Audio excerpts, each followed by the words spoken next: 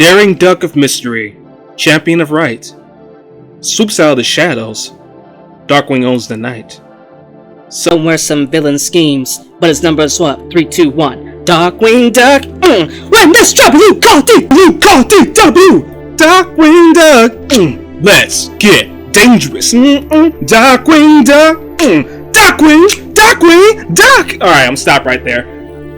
Yeah, Darkwing Duck. One of my favorite shows as a little kid. Oh man, let me tell you, I grew up with a lot of this as a kid.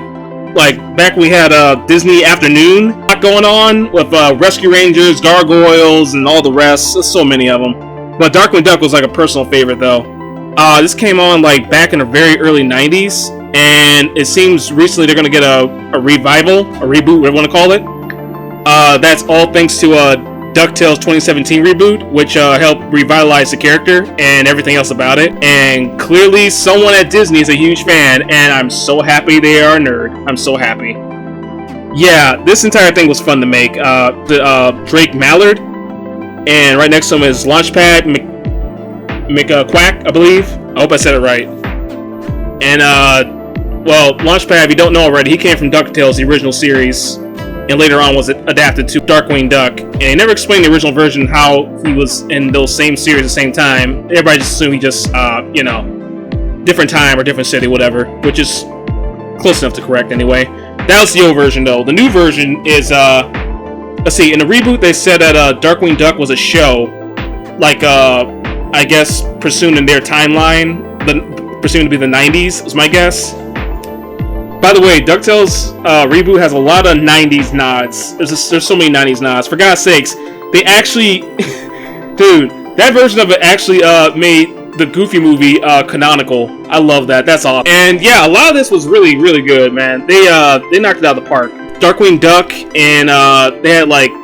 Let's see, they had Tailspin, they had Rescue Rangers in there too. It was so great. I'm so happy to adapt all those series and whatnot, and it makes the nerd real proud about that. It really does. But yeah, as you can see right now, the version I'm basing this off is the reboot version, not the original. So Goslin and Launchpad and Darkwing Duck are all going to look a little bit different, but that's okay though. I don't really mind. And I really love the new redesigns, by the way. It's actually very well done.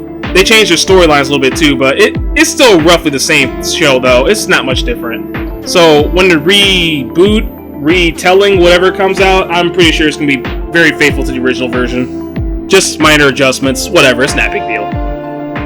But yeah, I had a lot of fun making this, by the way. This was, oh my god, I was just geeking out the whole time while making this. I remember that I was a huge fan of this show when it came out. They had like all these weird bad guys. I mean, Darkwing Duck is clearly based off, it's a mix between, I would say, the Shadow and Batman, but more so the Shadow, because the Shadow used a lot of like little clever tricks and things like that, things to mess with enemies' heads. Batman does that too, but I mean, he got that from the Shadow. Well, if not, didn't get it from it, but maybe like inspired. I'll say inspired from the Shadow, very much. And if you don't know what the Shadow is, for those who have no idea about your classic superheroes from pulp era, oh my god, you really gotta look that one up. The Shadow, if you don't know, it came from the 1930s, I believe, and it had a lot of like pulp era like fighting and stories. Oh my god, I love that stuff so much. I'm a big fan on that stuff. I really am. I actually study the Shadow so much. That was one of my favorite pulp fiction characters. And just give you an idea what he does. So he basically just uses mesmerism, uses the shadows, always has a network. And Darkwing Duck has something similar to that. So, it's a lot of nods to that.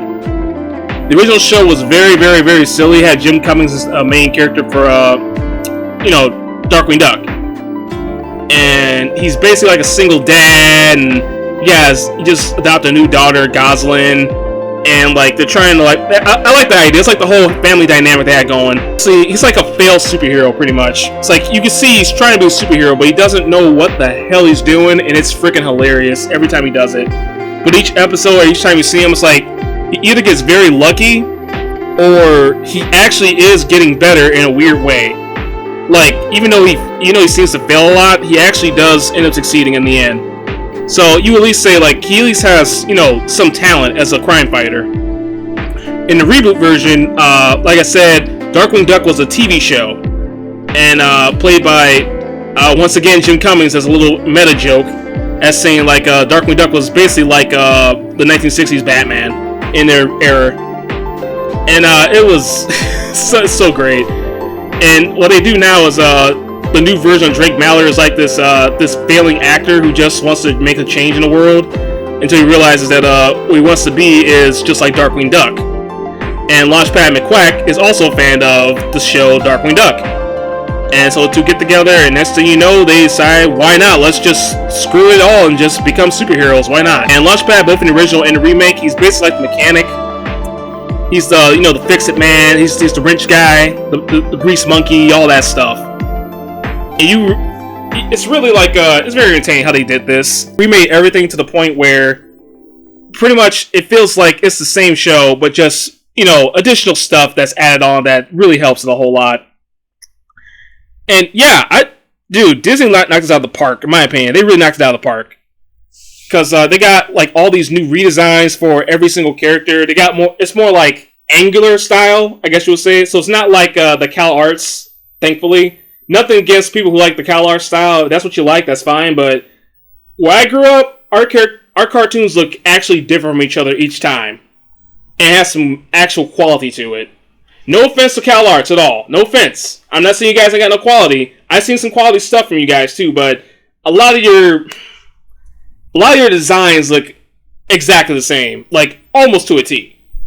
Like, literally, if I was to show you characters from, say, let's just say Steven Universe, and let's just say whatever that show is on Disney, I'll probably pop the name up later. It's all the same stuff, man. It really is. Like, it's pretty obvious y'all are using the same, I don't know, format or same, I don't know, storyboard. I don't know what it is. You clearly have the same character designer. I'm just like, can you not have that? You don't have to do that. Like, okay, some I don't mind looking somewhat similar, but others I'm like, come on, guys. I know you're more creative than that. I've seen your collective. You are more creative than you look. Yeah, I had a lot of fun doing this, man. I love putting in the colors for this. I really geeked out when I made Darkwing Duck. I mean, dude, I'll be honest with you. This is the first time I've ever drew Launchpad McQuack. It's the first time I ever drew him. And I felt I nailed it out of the park already. And also, it's the first time I've never ever drawn Darkwing Duck in my life. And definitely for Goslin. Now, these characters, like I said before, it's 2017 designs. I could have tried to done the original 1990, I want to say 1 or 2. I don't know what year it came out. I'm so sorry, but I know it's 91, 92. It's something like that. It's around that area, whatever. You know what I mean. It's the 90s, man. Everything in the 90s is just cool. With a K. Spell with a K. Every time. Cool.